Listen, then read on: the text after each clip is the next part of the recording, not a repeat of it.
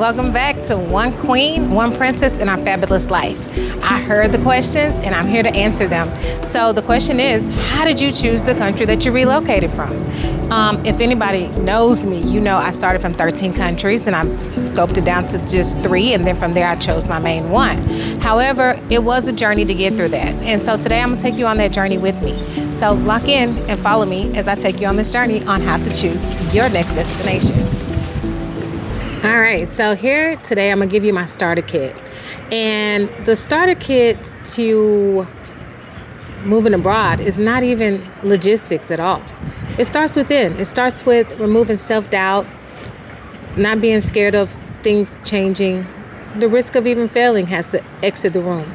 Because moving abroad takes a lot of confidence, and it takes a very bold mindset to relocate and change everything you know about your current life. Some of the excuses or challenges I hear people make when it comes to considering moving abroad has a lot to do with their age, their family dynamics, who will be left behind, who they cannot support, just a lot of the unknowns. And I must say that the most important thing you have to do is remove the mental boundaries first. The mental boundaries are what are really slowing down your progress and your process. You can do all the research in the world, but if you don't believe in yourself to be able to make adjustments to your life that best suits you and that you know you really want to encounter on, and if you continue to let other things or people stop you from exploring your pure passions and your personal development and growth, then this isn't for you, possibly. Now, in no way am I saying none of this is scary, because there was some moments around here where I'm like, did I make the best decision? However, the one thing that I found was the most important to be successful was being very organized. And when I say organized, I'm not saying like your house has to be boxed up and packaged correctly. What I'm saying is you have to have a roadmap and a path and a strategy to getting where you want to go. The first thing is about organizing your mind frame. And this is a part of understanding what's important for you. Organizing the things that are not compromisable. Is it the education? Is it the food system? Is it the government? Is it the way that the place looks? Is it the availability to entertainment? Those are things you have to prioritize first. If you start with those items of prioritization that are a no-brainer, then it makes this journey a little bit easier. And I'll show you this spreadsheet that I built out to help me identify those different scopes that I prioritize for myself and utilize for my journey. So what I'm gonna ask you to do right now is pause the video, grab a notebook and a pen, and write down those prioritization things that you have to have in order to consider moving abroad. Okay, you can see here my actual spreadsheet. Yeah, it was very messy. It has different colors and fonts and stuff across it with notes of different capacities. And I'll show you how I went around and went from 13 countries to the one that I chose. With me being a single mom with a little girl, the most important thing was making sure that she had a solid childhood. A solid childhood and a solid education are my key components to survival when it comes to being a mom. Those things are not negotiable. So considering that, those go to the top of my list. This is a spot also where a lot of people quit. So you're not going to quit, right? What I need you to do is commit to the process as far as your mindset, and then we can make the next steps. So you wrote those items down that are important to you. And now we're going to go into identifying places that you've traveled to that you have said, I could live here. Those are probably going to be some of your first feeders into your contributions of list of countries that you would like to consider moving to. My next step was I divided it into rounds or phases. The first phase, I eliminated any countries that had challenges with the visa process, where it might have been a brick wall, a long process, one where I'd have to have a lot of more validation and just weren't going to be feasible. Places with high crime were not on my radar at all. I'm dealing with that in America already. And then I also took away places that had a low literacy rate. If your literacy rate isn't high enough, I didn't want my child to feel as if that was a standard that she could live within, because I have a very bright child. I know everybody feels that about their kid. However, I didn't want to limit her scope of learning based on the community around her. All right, so my next round of elimination had a lot to do with the cost of living.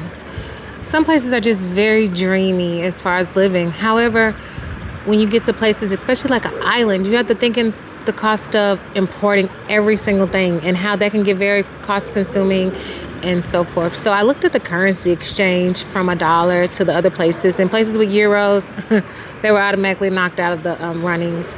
In places that were very expensive to live, especially if the cost of living was equivalent to American lifestyle or even more, I went ahead and eliminated them.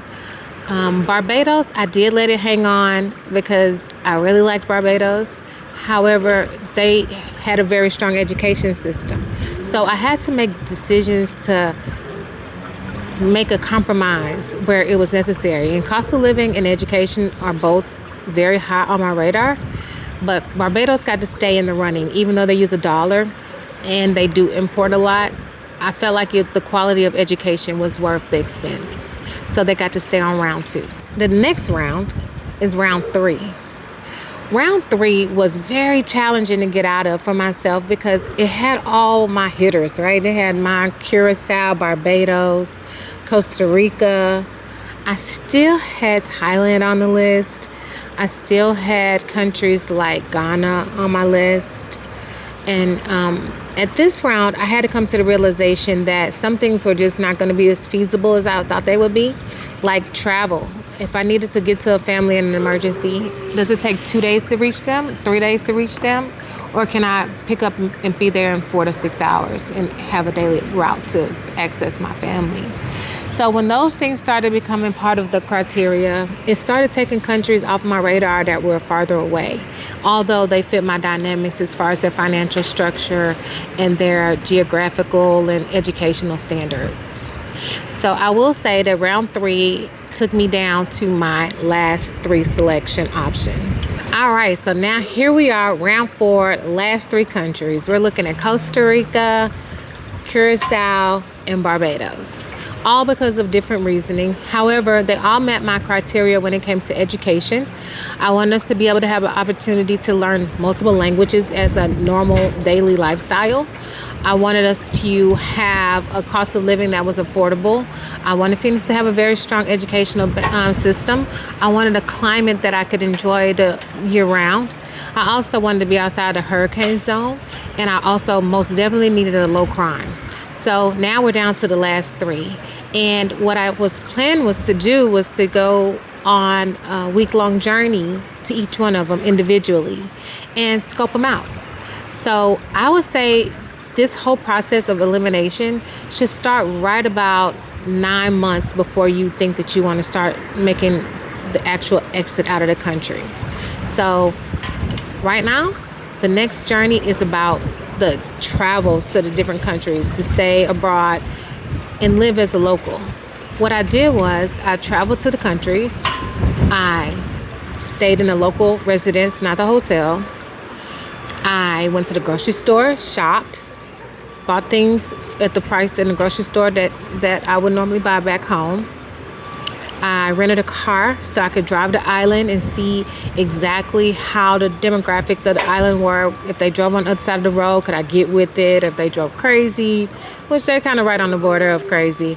And I want to see the price of gas. I want to see the organics of the country. I went to a local museum to understand where the people came from as far as natives, understand their background, understand their languages, understand how the people live, how they entertain themselves. The locals don't even go to the beach on most islands, believe it or not. The tourists take over their islands, beaches, and enjoy them.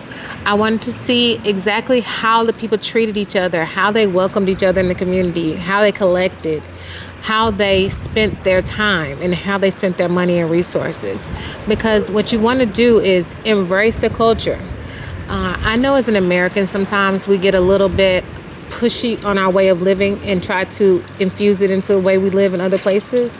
However, I think an opposite approach should be taken. I think that when you're going to somebody else's country to live within it, that you should really be diagnostic about what cultural ways that you need to leave behind and adjust and adapt to.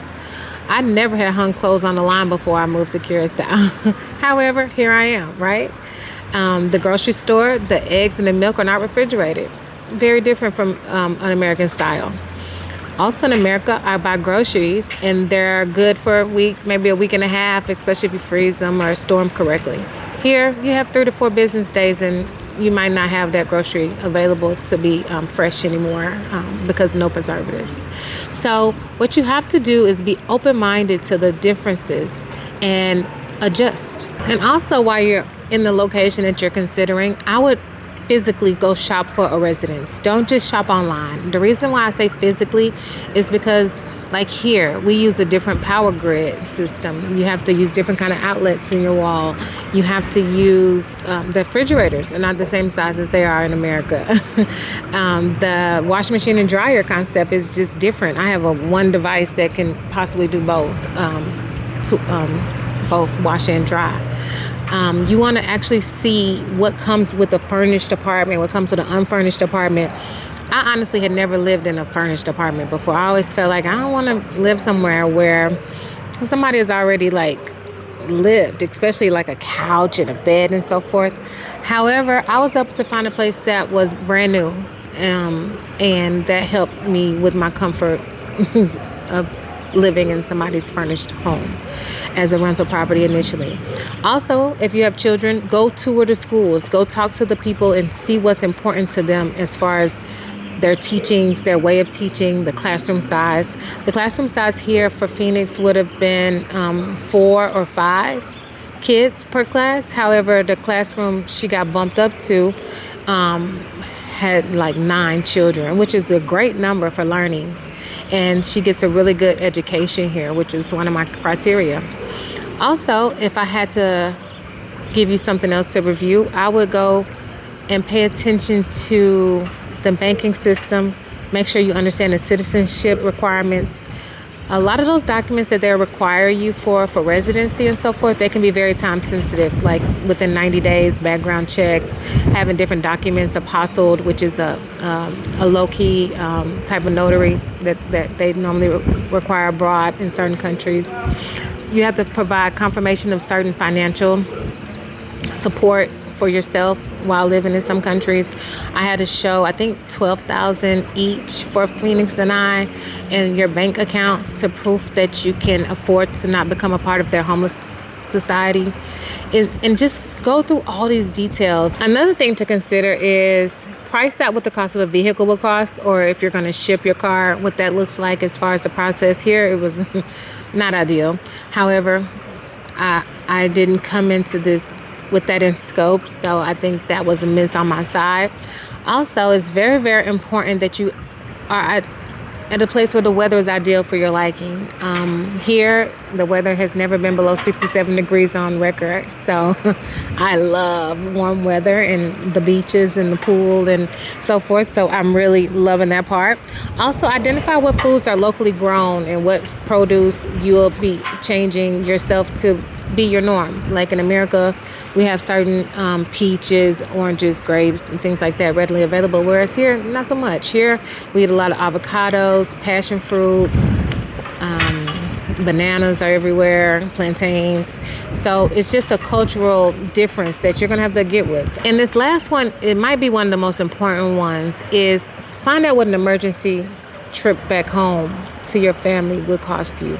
And the reason why I ask you to find that out is because you don't want to find out in the moment that you need to get to your family in a drop of a dime and you have no access to the funds necessary or a route available. So that's very, very important to find out the cost. If I need to drop right now and fly to America, I know it's going to cost me at least $600 maybe for a one-way ticket to get home.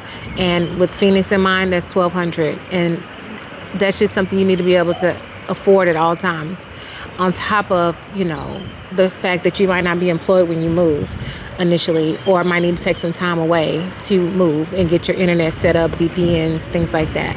So I would most definitely strongly suggest that whenever you get to where you're going, look up what a flight will cost for the next day and the time it'll take you to get to where your destination would have to be in a case of an emergency. So that in a nutshell is the real starter kit. Write these things down and try to identify the scope for each one of these things. If you want help with creating your spreadsheet, just let me know. I'll be more than happy to help you. Just drop in the comments, spreadsheet, and I'll send you a blank template so we can help work through your priorities. And just know the first thing you have to get rid of is your self-doubt. And I'll see you next time on our One Queen, One Princess, and Our Fabulous Life.